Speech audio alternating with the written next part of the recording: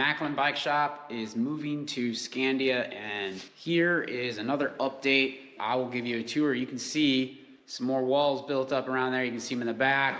They're not like permanent walls. We're basically putting up some modular walls. As we grow or we want to change some things, it's easy to move things around. So I just walked you through an aisleway there that will lead to the back of our service where we'll probably store bikes and that type of thing. There's another wall there. I'll kind of circle back around the front. You might have seen that wall there in another video that's enclosing off the front of the coolers, the walk-in cooler. I know you saw this section here. That was the first service area that we put up. Now we've got a second heavy service area built up. Walk through this doorway space here into this other area and kind of move things around. We had a whole bunch of this pegboard stuff here that was left over from taking some shelving apart. We just put those up there for now to kind of mock up, but I think we may end up using those and just making that our inside wall of this service area. Pretty cool. And if you can look all the way down there, it's almost like an aisleway all the way through both of the big service bays into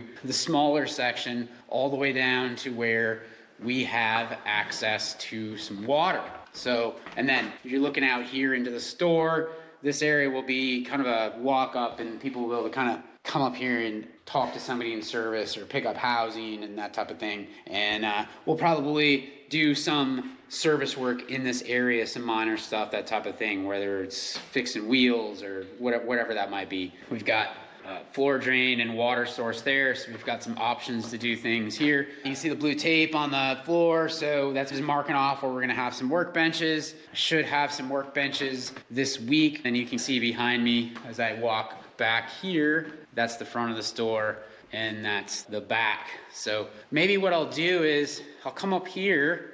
So this is where you're walking in the front door here. You can see back here. You can walk in, you can see the service area, and then this service area is going to be closed off like I mentioned before.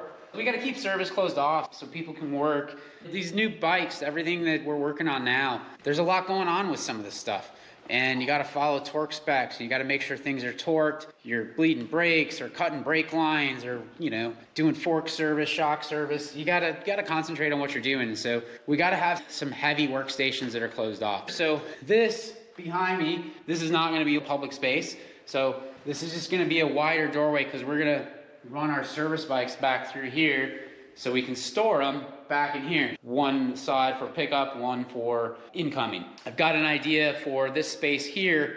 This is a pretty big open area that we could either put a third full service workstation or we could set up a fit area. I think it's going to start off with a fit area. We're going to have two really heavy service areas and a partial one already. If we need to add another full, we've got a way to do it, so it'll work. I can still have a fit area right here, and I've got a lot of space so we can back up and use cameras and all that type of thing, get a rotating platform and do it right. Very excited, pretty cool.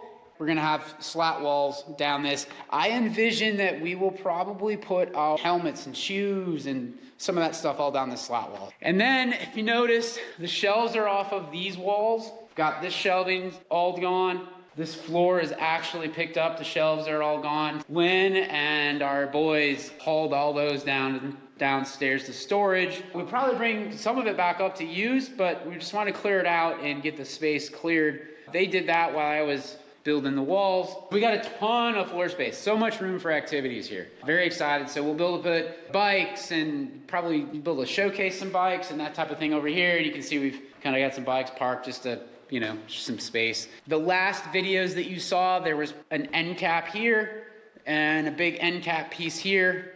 They are now kind of in pieces right here and parts of them in storage. We're making some progress, getting stuff scoped in. So as far as building some walls and that type of thing, they're all just kind of modular walls. I could take them all down in probably an hour or two, move them around. We did the same thing at our current shop so that we could set up.